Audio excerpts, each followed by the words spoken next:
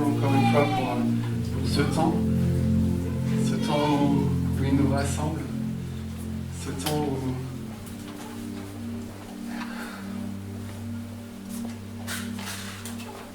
quand Marianne parlait d'unité, vraiment j'ai ça à cœur et c'est aussi le cœur du message, qu'on est tous différents. Physiquement, on est tous uniques. On est tous uniques. Et quand le Seigneur met sa lumière en nous, on a tous une lumière différente des uns des autres. Tous. Il n'y a pas une lumière qui va ressembler à une autre. Il n'y a pas une lumière qui va avoir un impact comme la lumière qui t'a été donnée, c'est la tienne. C'est pour un impact précis dans ce monde. Ton voisin ne l'a pas reçue. C'est la tienne. Elle est très particulière. Elle est pour toi. Elle est pour accomplir un but précis. Quand toutes ces lumières-là sont rassemblées, c'est vraiment le corps de Christ qui se met en action. C'est le corps de Christ qui se met en action. C'est le corps de Christ qui accomplit. Que cette lumière soit révélée. Que cette lumière que vous avez reçue soit révélée. Afin que vous puissiez accomplir ce pourquoi il vous a créé, ce pourquoi vous êtes descendus. Que vraiment vous ne retourniez pas au Seigneur sans que la lumière de sa parole ait pu faire son œuvre au travers de vous. Amen.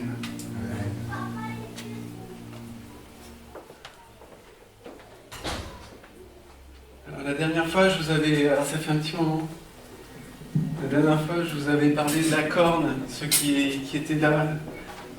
J'espère que vous vous en souvenez, sinon je vais faire un petit rappel comme j'ai l'habitude de le faire. Juste vraiment aussi pour ceux qui n'étaient pas là puissent suivre, puissent avoir des bases pour la continuité du message. Donc la corne en hébreu, c'est vraiment un mot magnifique, c'est keren. C'est un mot magnifique, pourquoi je dis ça? Parce que dans l'hébreu, ce mot, il veut dire plusieurs choses. Il veut dire la force. Déjà. Et c'est vrai qu'on comprend facilement quand on voit un animal, quand on voit un rhinocéros, de quoi se sert-il pour repousser son ennemi, son adversaire. Le rhinocéros, il fonce avec sa tête, il met sa corne en avant, et c'est la corne qui va frapper l'ennemi. Ce mot keren, il veut dire aussi chauffard. C'est l'instrument qu'utilise le peuple juif encore aujourd'hui pour sonner la trompette, mais c'est pas. Il y a plusieurs mots pour trompette, dans l'hébreu, mais le mot chauffard, c'est vraiment ça, cet instrument de musique là. C'est qui est là pour des festivités particulières. Il y a ce mot keren, il veut dire aussi la gourde. La gourde, c'est le récipient d'huile qui est utilisé pour oindre. Ce mot keren, il veut dire aussi des rayons de lumière. Magnifique. Je vous en avais parlé la dernière fois, je vais y revenir après. Et on avait vu ensemble le lien qu'il pouvait y avoir entre le bélier qui était pris dans ce buisson, dans ces ronces, et par les cornes derrière, il était pris par la corne, et la couronne d'épines entrelacée sur la tête de notre Seigneur et Sauveur. Je poursuivais aussi la dernière fois en parlant de la corne comme la gourde, le réceptacle de l'onction. Donc la corne est donc un réceptacle de la force et de la lumière divine, puisque la corne, je viens de vous le dire, signifie aussi force et lumière. Donc la corne est un réceptacle de la force et de la lumière divine. Concrètement, en fait, celui qui reçoit l'onction, l'onction coule au travers de la corne de bélier, et il reçoit cette force, et il reçoit cette lumière au travers de lui qui va couler, au travers de la corne. En fait, c'est vraiment une transmission qui se passe, c'est un transvasement en fait. Parce que comme je vous en ai déjà parlé, les fils sont des réceptacles, les fils sont des vases, sont des kélis en hébreu. Donc la corne d'huile va se vider et va remplir le vase qui est le fils. Donc elle va le remplir de la lumière de la corne, de la force de la corne. Le Fils reçoit alors l'équipement pour travailler. Il reçoit cette lumière, il reçoit cette force pour œuvrer, pour que toute chose sur la terre comme dans les cieux soit en conformité, soit alignée sur la lumière de la parole. C'est ce qu'a reçu Moïse, je vous en avais parlé, à travers du mot conformité, je ne vais pas revenir dessus, à travers des 10 paroles qu'il a reçues. Et c'est vraiment une espérance pour moi, et je vous en parle très souvent, je sais, mais quelle espérance de savoir qu'un jour, toutes choses seront un en Christ. Toutes choses sur la terre, comme dans les cieux, seront un en Christ. Et Maria avait reçu cette parole-là, et on peut vivre ces prémices-là aujourd'hui. Et quand nous le vivons, comme les temps qu'on vient de passer, et les temps qu'on passe encore ensemble, même si c'est comme une annonce, ce qu'on vit maintenant, c'est comme une annonce de ce qui va venir. Ce sont les prémices, ce sont comme le début d'un témoignage de la grandeur de ce que toute chose, même la matière, verra. Toutes choses reconnaîtront leur Créateur.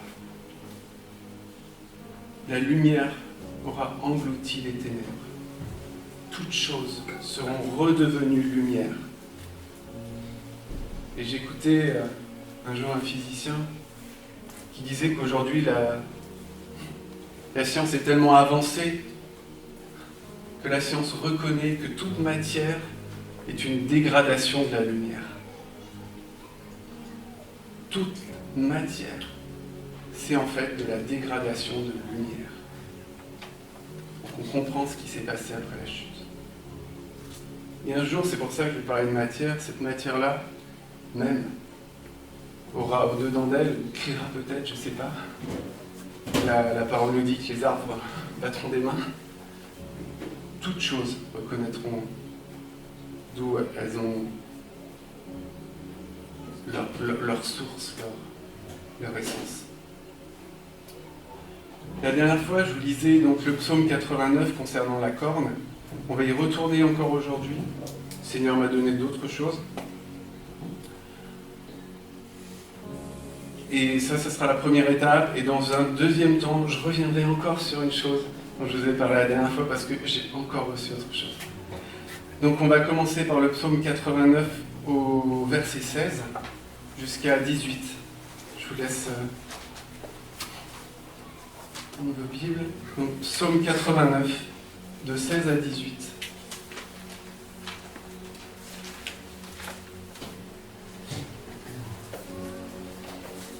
Heureux le peuple qui connaît le son du chauffard, donc qui reconnaît le son de la corne, Keren. Il marche à la clarté de ta face, ô Éternel. Il se réjouit sans cesse de ton nom et il se glorifie de ta justice, car tu es la gloire de sa puissance. C'est ta faveur qui relève notre force. Et le mot force ici, je vous avais dit, c'est Keren également. J'aime beaucoup la version Summer qui dit au verset 18 « Car c'est toi qui constitues l'éclat de sa force. » Et c'est grâce à ta faveur que nous triomphons. C'est toi qui constitues l'éclat de sa force et c'est grâce à ta faveur que nous triomphons. J'aime beaucoup cette version parce qu'elle associe l'éclat et la force, comme on vient de le voir avec la corne. Aujourd'hui, on va s'arrêter sur un mot, c'est le mot utilisé pour gloire, au verset 18. Gloire donc de sa puissance, ou selon la version que je viens de vous lire, éclat de sa force. Donc le verset 18, le mot gloire. Alors le mot gloire, en hébreu, c'est tifara, donc ça peut se dire aussi tiferet. Ce mot ici, il est très beau et il porte la beauté puisqu'il signifie la beauté, la splendeur, la finesse des bijoux. La gloire d'un rang, donc quelqu'un qui a un certain rang, sa gloire, c'est la tiferet. C'est une beauté. Et c'est aussi un attribut de Dieu. Donc c'est quelque chose qui appartient au Seigneur. C'est quelque chose qui lui est propre. Alors on va commencer, je vais vous lire Exode 28 maintenant. Pour comprendre ce mot, on va aller voir dans la parole où il se trouve. Donc j'ai pris quelques versets. Donc Exode 28, de 2 jusqu'à 5. Donc c'est l'Éternel qui dit à Moïse, « Tu feras à Aaron, ton frère, des vêtements sacrés pour marquer sa dignité. » Donc là, on retrouve le sens. « Et pour lui servir de parure. » Parure, donc ça, c'est ce mot-là, le mot gloire, le mot beauté, les bijoux que je viens de vous dire, c'est la tiferet, donc c'est la parure. « Tu parleras à tous ceux qui sont habiles, à qui j'ai donné un esprit plein d'intelligence, et ils feront les vêtements d'Aaron, afin qu'il soit consacré et qu'il exerce mon sacerdoce. » Donc on voit qu'il a été revêtu pour exercer le sacerdoce. Voici les vêtements qu'ils feront, un pectoral, un éphod, une robe, une tunique brodée, une tiare et une ceinture. Ils feront des vêtements sacrés à Aaron, ton frère, et à ses fils, afin qu'ils exercent mon sacerdoce. Donc là encore, on retrouve le service. Ils emploieront de l'or, des étoffes teintes en bleu, en pourpre, en cramoisi et de fin lin. La parure dont le Seigneur donc revêt à Aaron pour le sacerdoce, c'est pas un simple vêtement orné d'or, de pierres précieuses et fabriqué avec de fins tissus. Sinon, j'ai envie de dire, moi je prends les vêtements du roi d'Angleterre, je me les mets dessus et ça y est, je suis le roi d'Angleterre. Non, c'est quelque chose de particulier. Ce vêtement-là, il est complètement céleste. Pour qu'Aaron puisse exercer dans le terrestre. Chaque élément de ce vêtement amène sur terre comme la lumière de ce qu'il est en haut. Sinon, il ne peut pas avoir l'autorité de gouverner. C'est pas possible. Alors oui, sur terre, on voit quelque chose de magnifique, un très beau vêtement. Et c'est beaucoup plus que ça. Parce que c'est de la lumière, c'est comme s'il portait quelque chose à l'image de celui qui est le souverain au-dessus de tous. Notre Seigneur. Il reçoit, en fait, il rayonne. C'est complètement en adéquation, cette parure-là est complètement en adéquation, en lien, en correspondance plutôt, avec la réalité spirituelle. Comment Aaron peut-il être sacrificateur? Comment peut-il accomplir sa mission si dans les cieux, il n'est pas à la lumière de ces choses-là, de ce qui est éternel? Chacun pour le service va recevoir sa parure pour œuvrer dans la lumière. Et le peuple du Seigneur est tout entier à son service. Le peuple est tout entier à son service. Il équipe chacun selon ce à quoi il l'a appelé. Tout le peuple est concerné. Une parole que Moïse a apportée devant Pharaon. Laisse aller mon peuple afin qu'il me serve. Il a parlé de tout le peuple. Donc on est tous revêtus d'un vêtement, d'une parure particulière pour œuvrer dans un domaine particulier.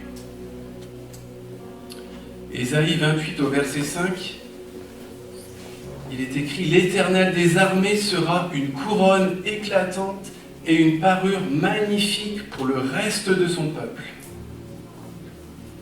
Aaron et tout le peuple du Seigneur en général sont revêtus d'une parure dont l'éclat, la lumière rayonne comme un rayon de lumière vraiment qui vient de l'Éternel. C'est l'éclat de sa gloire. C'est l'éclat de sa gloire, c'est lui. C'est le Seigneur lui-même. L'Éternel des armées sera. C'est le Seigneur lui-même. Il est une couronne éclatante et une parure magnifique pour le reste de son peuple. Aaron, tout le peuple brille de l'éclat de l'Éternel. Il brille en tant que sacrificateur avec le pectoral sur son cœur, avec les 12 pierres précieuses qui représentent les 12 tribus d'Israël. Il les porte sur son cœur.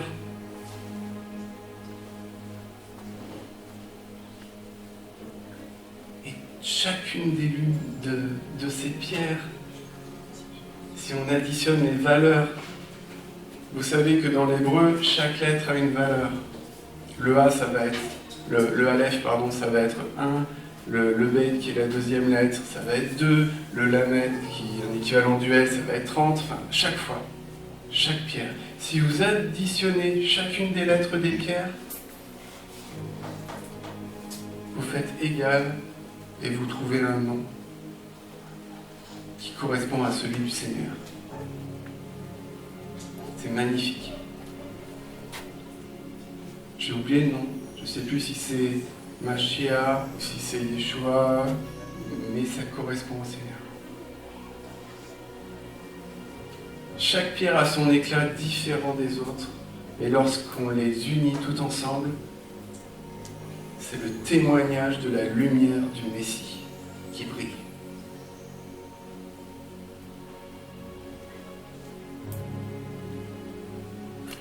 Autre chose concernant la parure, dans Ésaïe 13, au verset 19, nous lisons que l'ornement des royaumes, la fière parure, donc la tiférette, la gloire, des Chaldéens, c'est Babylone. C'est leur gloire. Cette cité-là, c'est leur gloire. Ils sont revêtus de cette lumière-là et s'en glorifient. Lumière pleine d'arrogance envers l'Éternel, lumière pleine de confusion et de division par rapport à la parole de Dieu. La suite du verset 19 nous dit que cela se terminera comme pour Sodome et Gomorrhe, que Dieu détruisit. La lumière qui est notre parure, c'est celle qui est triomphante, au-dessus de tout. C'est celle qui éclaire la Jérusalem céleste, qui éclaire chacun de nous, qui éclaire son corps.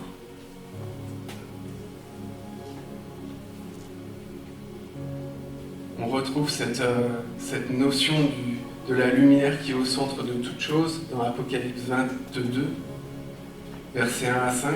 Je vais vous lire ces choses. Apocalypse 22, de 1 à 5. Il me montra un fleuve d'eau vive, d'eau de la vie, limpide comme du cristal qui sortait du trône de Dieu et de l'agneau. Au milieu de la place de la ville et sur les deux bords du fleuve, il y avait un arbre de vie, produisant 12 fois des fruits, rendant son fruit chaque mois, et dont les feuilles servaient à la guérison des nations. Bien sûr, notre Seigneur est cet arbre. j'en suis convaincu. Il n'y aura plus d'anathème, le trône de Dieu et de l'agneau sera dans la ville, ses serviteurs le serviront. Il y aura du travail aussi. Hein. Il y a... Une fois, je disais à une personne, il n'y a pas de retraité dans la Bible. La retraite n'existe pas. Donc même quand le Seigneur reviendra, il y aura des choses à accomplir. Et ce qu'on apprend maintenant nous servira pour après. On est en formation pour après, pour le servir. Donc ces serviteurs le serviront et verront sa face. Et son nom sera sur leur front. Il n'y aura plus de nuit. Ils n'auront besoin ni de lampe, ni de lumière, parce que le Seigneur Dieu les éclairera. Et ils régneront au siècle des siècles. Ils régneront parce que le Seigneur Dieu les éclairera aussi. Alors, quand j'ai lu ce passage, il m'est venu aussi un autre verset quand Paul, dans Galates 4, dit, au verset 26, « Mais là, Jérusalem d'en haut est libre, c'est notre mère. C'est elle notre mère et elle brille de la lumière glorieuse du Messie. » Alors comme j'aime bien le faire, j'ai regardé le mot mère. Et du mot mère, je suis tombé sur un mot dont mère en fait est la racine, c'est Ama. Ce mot, il est utilisé, alors ça m'a surpris au début, mais après j'ai fait, mais c'est magnifique. C'est quoi Ama? Ama, c'est l'unité de mesure, c'est la coudée. Bon. Ok, c'est la coudée. Bon, il y a des centimètres, il y a des coudées. Ok. Bon. C'est une unité de mesure, donc environ 50 cm, je crois de 44, enfin ça peut varier selon les époques, mais environ 50 on va dire. C'est utilisé pour les dimensions de l'arche de Noé. C'est utilisé pour les dimensions de tout ce qui constitue le tabernacle, le temple de Salomon. Donc des éléments aussi qui sont composés. Mais ce qui m'a quand même étonné, c'est que la coudée vient du mot mère. Le mot est là. J'ai fait, mais c'est magnifique, Seigneur. En fait, à chaque fois... je vais vraiment mettre ce que j'ai lu. Je ne vais pas oublier de choses. Le mot mère en hébreu, c'est le point de départ. C'est l'origine. Donc, tout ce que je trouve, et c'est magnifique, toutes les dimensions qui sont données, c'est comme si chaque chose, ou dans la Bible, des fois c'est un peu fastidieux de le lire, ça, tant de coudées, ça, tant de coudées, c'est des passages, on a envie de les sauter. Mais en fait, si vous comprenez qu'à chaque fois qu'il est marqué coudée, c'est comme si c'était marqué, c'est comme l'origine. Ça vient de là.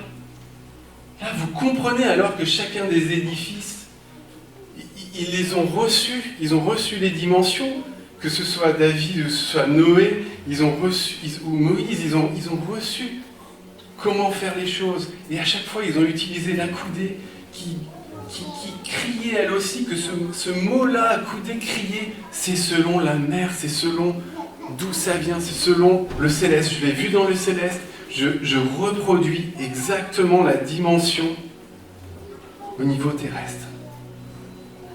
Chaque coudée, selon l'origine. Chaque chose existe sur terre parce qu'elles sont déjà dans les cieux. Noé a vu l'arche. Toutes choses lui ont été données pour qu'il puisse la bâtir, mais elle existait déjà. Et il a pris la coudée pour attester.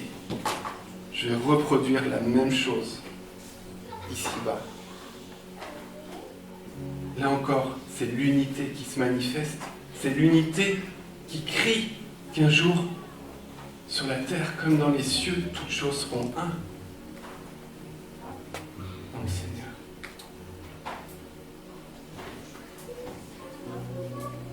On va regarder de plus près cet exemple de l'arche de Noé. Alors c'est pas très connu dans nos milieux, mais dans ceux qui étudient la Torah, c'est vraiment quelque chose que vous trouvez facilement. L'arche, donc je vous ai dit, chaque lettre a sa valeur. L'arche, elle fait quoi? Elle fait 30 mètres de haut. 30 mètres de haut, c'est la lettre Lamed. Elle fait 300 coudées de long. J'ai dit mètres, pardon. 30 coudées de haut. Elle fait 3, donc c'est le Lamed. Après, elle fait 300 coudées de long. C'est ça, environ 150 mètres. Mais le 300 correspond à la lettre Shin. Donc on a le Lamed et le Shin. 50 de large. 50 de large, c'est la valeur du Nun. Et quand vous faites donc 30 coudées plus les 300 plus les 50, on tombe sur 380.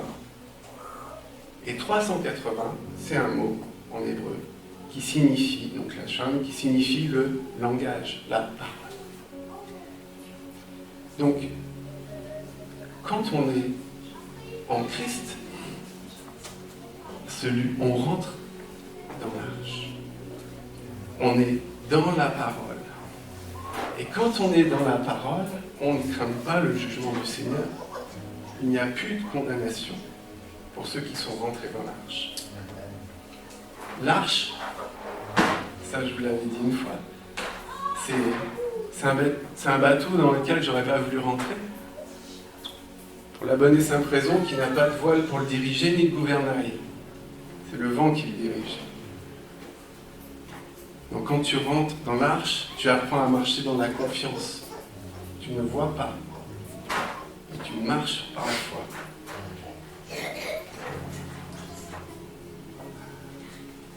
Ceux qui sont appelés fils, il y a un verset qui dit ça. Les fils, ce sont ceux qui marchent par l'Esprit. Les fils de Dieu, c'est ceux qui marchent par le Saint-Esprit.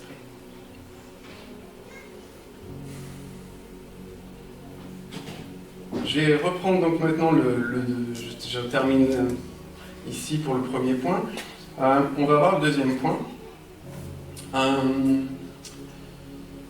dont je vous ai un peu parlé la dernière fois, mais lorsque je l'ai redit à mon épouse, elle ne voyait pas trop de quoi je vais parler.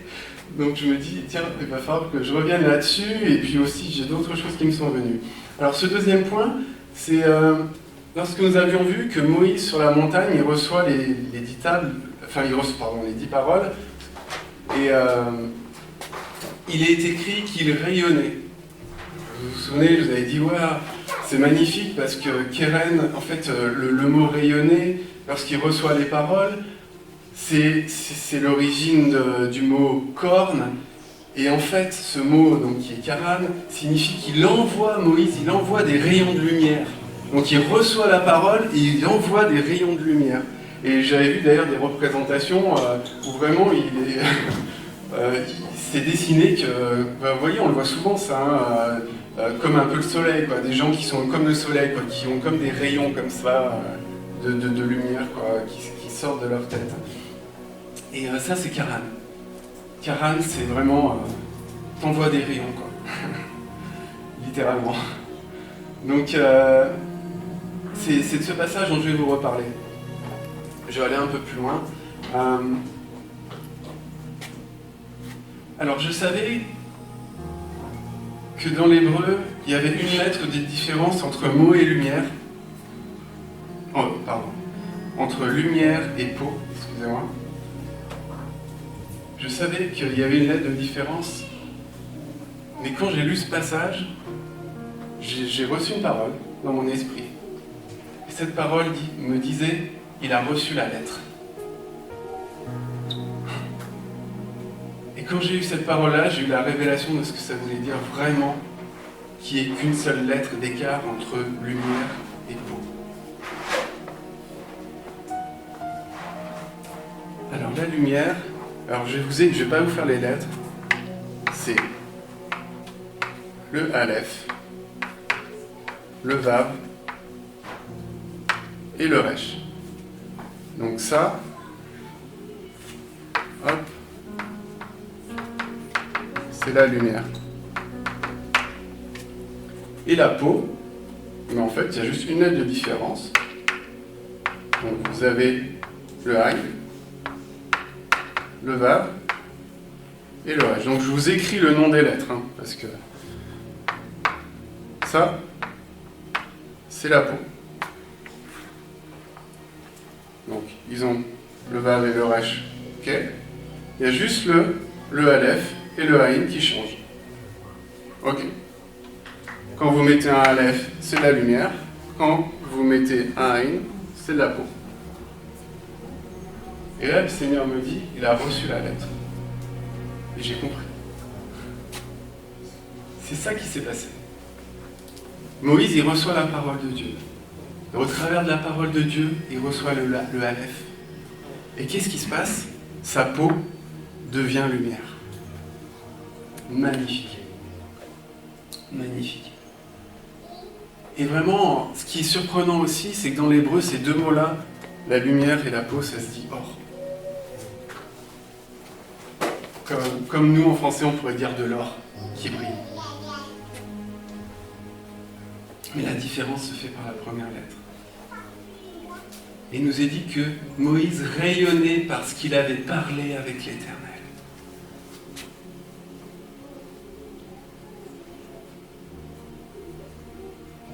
Cette lettre Aleph, qui est la première de l'alphabet, comme pour nous le A, le alpha, vous avez compris où je veux aller? Ce Aleph a de nombreuses significations. Mais je vais vous faire parce qu'il y a des livres entiers sur le Aleph. Et la signification du Aleph, c'est le commencement. Donc, là, on pourrait dire oui, c'est la première lettre de l'alphabet hébraïque. Et ce commencement-là, c'est-à-dire que pour eux, c'est celle qui contient tout le potentiel de lumière pour qu'il y ait existence de toute chose. La première lettre, elle contient tout le potentiel de lumière pour que la création puisse être.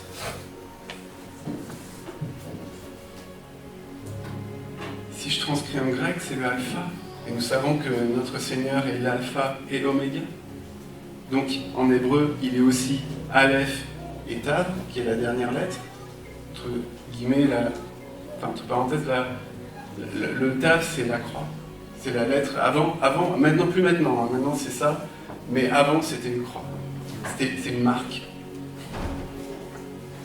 Donc c'est très profond de voir que notre Seigneur, qui est Aleph et Tav, en fait, ça veut dire quoi? Il est de A à Z, donc en fait il est la parole. La parole est faite de lettres. C'est la transcription de la parole, l'écriture. Donc il contient toutes les lettres. Donc chacune des lettres est une expression de qui est le Seigneur.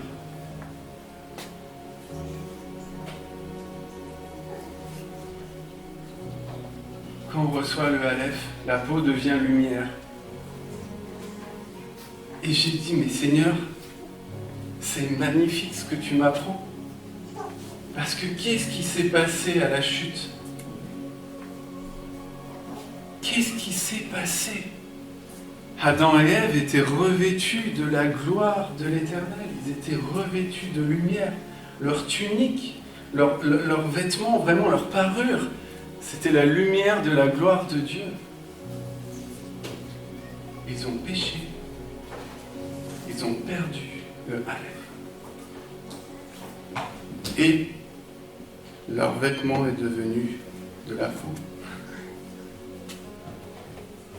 Ils ont eu un vêtement de peau à la place du Aleph, à la place de la lumière, pardon.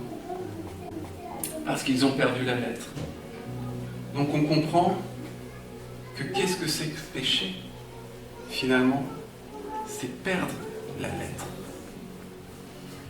Le péché entraîne la perte de la lettre, ou alors je dirais que le péché modifie l'origine en inversant les lettres.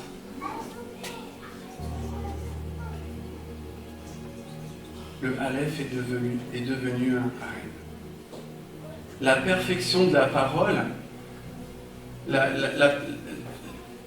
perfection de ce qui est sorti de la bouche du Père, qui a été proclamé, qui est notre Seigneur, par son souffle. La parole sort, par le souffle du Saint-Esprit, la parole sort de la bouche. Et cette parole-là va engendrer toutes choses qui ont été faites, toute la création. Dans le plan divin, c'était comme ça, c'était magnifique. C'est comme tout était lumière. Et le péché a fait changer une lettre. Et derrière, ça a modifié la création. Ça a entraîné autre chose. Et je pense que le but de l'ennemi est vraiment là. Ce qu'il fait, c'est d'inverser, de changer les lettres. Pour que les choses terrestres s'éloignent complètement du plan divin. Il fait un peu comme ceux qui ont joué des instruments tout à l'heure, jouaient de la musique, ils suivaient la partition. La partition divine est magnifique, la parole qui a été exprimée est magnifique, elle est parfaite. Mais l'ennemi vient inverser les notes de musique. Et d'un coup, il y a un truc qui sonne faux. Ce qu'on entend, ce qu'on voit, va être différent de l'origine.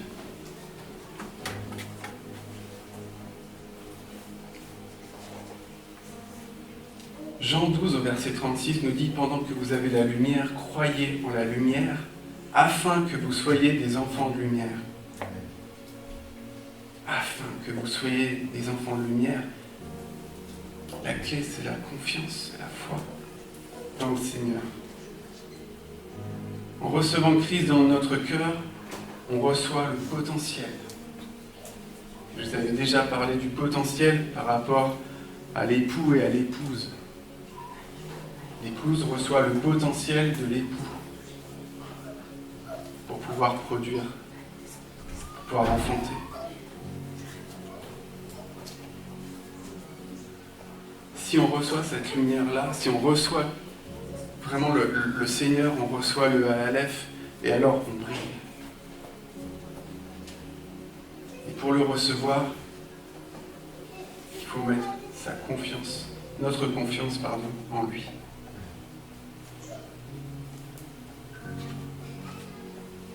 Le Seigneur tend la main à tout le monde. C'est comme s'il disposait une table avec des mets magnifiques, des mets succulents, plein de nourriture. Il y a plein de personnes qui ont faim autour. Le Seigneur dit, c'est ma parole que je dispose devant toi. Saisis-la. Celui qui n'avance pas la main comme le paresseux, et ne la ramène pas à sa bouche, ou n'ouvre pas sa bouche, n'en sera jamais nourri. On a tous notre part par rapport à la parole qui est disposée devant nous. On a tous le choix de mettre notre confiance en elle en disant c'est une bonne nourriture, je fais confiance. C'est une nourriture excellente, pleine de lumière, qui va me fortifier, qui va me permettre d'avancer, qui va me permettre de triompher, parce qu'elle l'est, et qu'il n'y a rien pour la faire fléchir.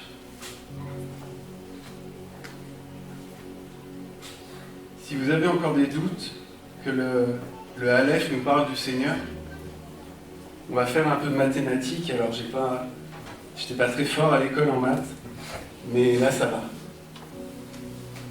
Donc, première chose, je vous ai dit que Christ est la lumière du jour 1, que toutes choses sont réunies par cette lumière-là. Le Aleph, valeur 1. Ça va ? Autre chose. Le Aleph en hébreu, je le fais schématiquement, tac, c'est ça.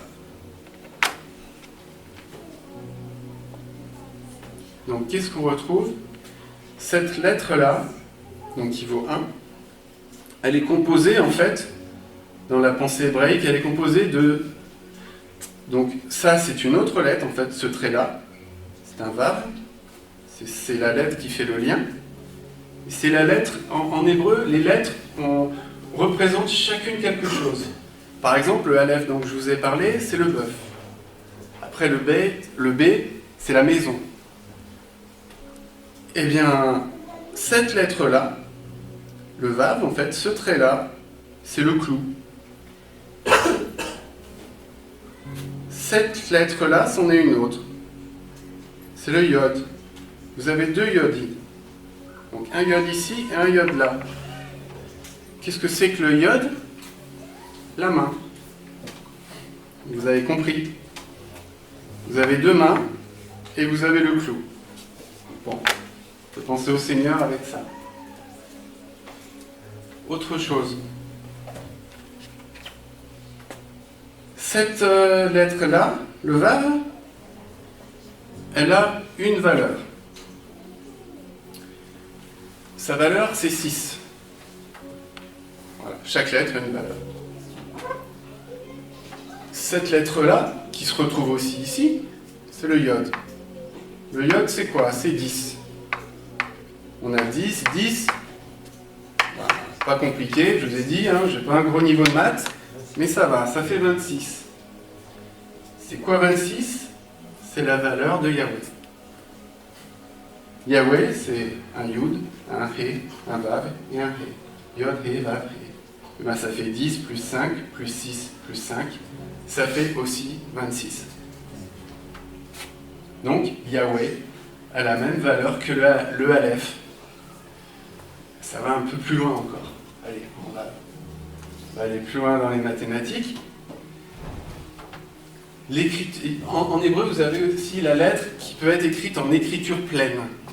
Alors l'écriture pleine, c'est un peu comme si je voulais écrire Z. Alors Z en français, je l'écrirais avec un Z, avec un E accent grave, et puis un D et un E, quoi. Ça fait Z. Voilà. Ok. Le Aleph, c'est le Aleph, le Lamed et le P. Donc ces trois lettres-là. Ces trois lettres-là, la valeur, c'est 1 pour le Aleph, c'est 30 pour le Lamed, donc on est à 31, et le P, c'est 80. Et ben, 1 plus 30 plus 80 égale 3 fois 1. Aleph, Yahweh, Dieu, 3 fois 1. S'il y a encore des doutes, il y a une expression dans l'hébreu.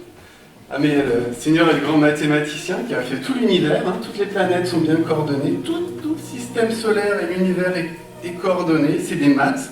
Il y a plein de scientifiques qui vous disent l'univers, c'est des maths. Ben, quand vous prenez la parole, c'est aussi des maths. Elle est sortie de sa bouche. Il y a une expression dans l'hébreu, c'est Erad ou Alokim, ça veut dire Dieu est un. Et ben, si vous additionnez chacune des lettres de Dieu est un, vous trouvez 111. 1, 1, 1. Voilà. Voilà pour le cours de maths. Donc, gloire au Seigneur. Vraiment, j'espère que ça vous parle, que vous voyez que dans la parole, il n'y a pas de hasard. Et s'il n'y a pas de hasard, c'est qu'elle est sortie de quelqu'un, vraiment, de puissant. J'espère que le verset, le psaume 89, 18 vous parle davantage, car c'est toi qui constitues l'éclat de sa force, et c'est grâce à ta faveur que nous triomphons. Que gloire soit rendue au Seigneur. Amen. Père éternel, Louange. Merci. Merci pour ces délices. J'aime, Père, quand il n'y a pas de hasard. Parce que le monde parle tellement de chance et de hasard.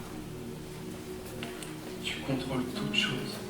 Même nos cheveux sont comptés. Tu savais à quelle époque on allait venir. Tu connais le jour où nous ferons notre dernier souffle. Nous laisserons ces corps, Seigneur, pour être vraiment pleinement, encore plus unis à toi, Seigneur. C'est vraiment notre espérance, mais au-delà, Seigneur, vraiment l'espérance, c'est aussi de te servir vraiment pour que ce monde voit. Seigneur, si ta parole, c'est des maths, ça peut parler vraiment à ceux qui ont du mal avec les Écritures. Là, c'est prouvé, c'est scientifique. C'est pas un hasard. Quand les personnes qui ont reçu tes paroles, Seigneur, ne savaient peut-être pas compter, comment pouvaient-ils penser à toutes ces choses? Tu avais mis sur le cœur de ton peuple de garder précieusement, de ton peuple juif, de garder précieusement cette parole. Ils l'ont fait au cours des siècles, Seigneur. Ils en ont été persécutés, justement, parce qu'il y a de grands trésors dans cette parole. Je te prie vraiment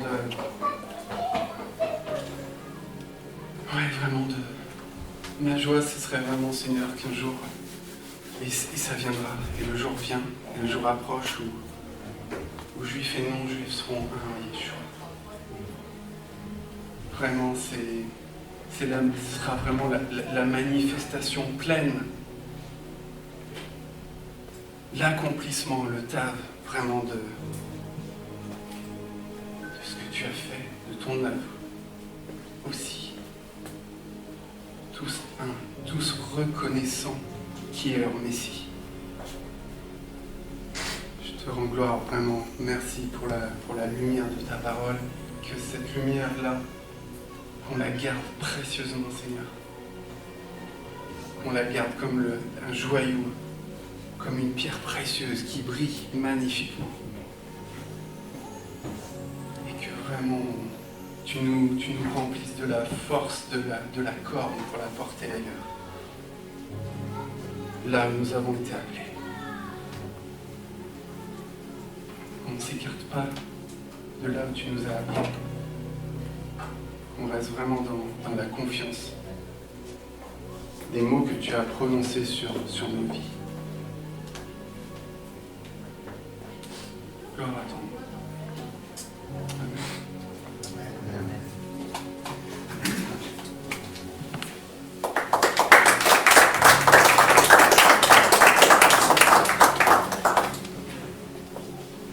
Merci Franck, merci pour la parole du Seigneur qui nous a nourris, ça nous a permis aussi de réviser les maths, de lire la parole de Dieu avec notre vision. Gloire à Dieu. Notre culte tient à sa fin. Juste pour information, d'ailleurs je voulais vous transmettre aussi les salutations de l'église de Genève. Dimanche dernier, on était à Genève, invité pour prêcher là-bas. Et vraiment, on a vécu des moments magnifiques. Magnifiques dans la présence de Dieu, parce que vous avez prié aussi. Vous avez prié et le Seigneur a répondu. Le Seigneur a apporté vraiment une réponse à l'église de Genève qui sortait d'une semaine de jeûne et de prière.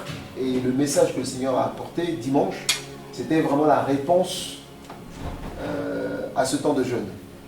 Donc nous sommes vraiment ensemble, une église ensemble en mission. Nous sommes le corps de Christ et continuons à être vraiment cette église missionnaire qui envoie des gens et qui prie aussi pour d'autres communautés.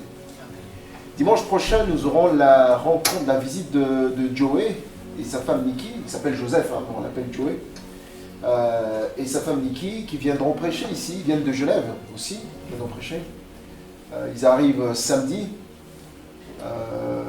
Et puis dimanche, l'idée c'est qu'on puisse manger un petit bout ensemble avant qu'ils ne reprennent la route. Donc dimanche prochain, pour celles et ceux qui le peuvent, hein, vous pouvez apporter des petits, comme on a l'habitude de faire, on sait faire. Ne vous inquiétez pas, il ne fait pas froid, les radiateurs sont lancés. Voilà, on fait un peu la pub des radiateurs. Donc on pourra manger un petit bout ensemble avant simplement qu'ils prennent la route. Ça permettra aussi à ce que vous discutiez, vous échangez avec eux L'idée, c'est pas simplement les leaders qui se connaissent, mais c'est toute l'Église qui doit effectivement avoir cette relation les uns avec les autres. Et puis mardi, à la réunion de prière, à 20h, en salle, sur Zoom, je nous invite vraiment à prier. Je nous invite à aimer ces temps de prière. On ne peut pas comme ça imaginer que l'Église va grandir, on ne peut pas imaginer qu'on va avoir des impacts dans cette ville si on ne communique pas avec celui qui donne le plan du développement.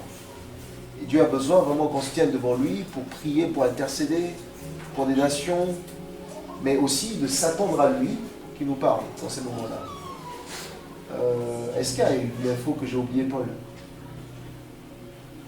Alors vous voyez Paul là, mais normalement il n'est pas là. Il devait être à Clermont. Voilà, donc il n'est pas là, mais il est là. Il n'y a pas d'info du coup. Donc continuez à prier aussi pour... là on peut parler avec la mairie pour d'autres projets de bâtiments.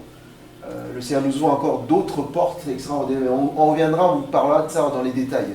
Donc prions pour ça, pour que le Seigneur nous donne la sagesse aussi dans ces moments-là, pour sa gloire. Voilà. Nous avons fini, je vais juste prier pour la fin. Merci Seigneur pour ce temps de culte ce matin. Merci parce que Seigneur, tu nous as parlé. Ton esprit était avec nous, Seigneur, et nous te bénissons. Nous voulons rentrer chez nous avec vraiment une parole dans notre cœur pour cette semaine. Et je prie vraiment que tu bénisses notre semaine, alors que les uns des autres vont travailler, d'autres vont s'occuper autrement. Mais je prie, Seigneur, que tu nous accompagnes. Que cette semaine soit une semaine de bons témoignages, Seigneur, pour notre vie. Une semaine, Seigneur, où nous pouvons encore expérimenter tous ta puissance, soit dans notre santé, soit dans nos finances, soit, Seigneur, dans notre travail, soit, Seigneur, dans nos relations. Nous prions, Seigneur, que dimanche prochain puisse être vraiment un temps où nous apporterons beaucoup de témoignages en ta présence. Parce que tu es merveilleux, parce que tu nous aimes. Nous te bénissons, Seigneur Jésus. Rentre avec chacun de nous. Au nom de Jésus. Amen.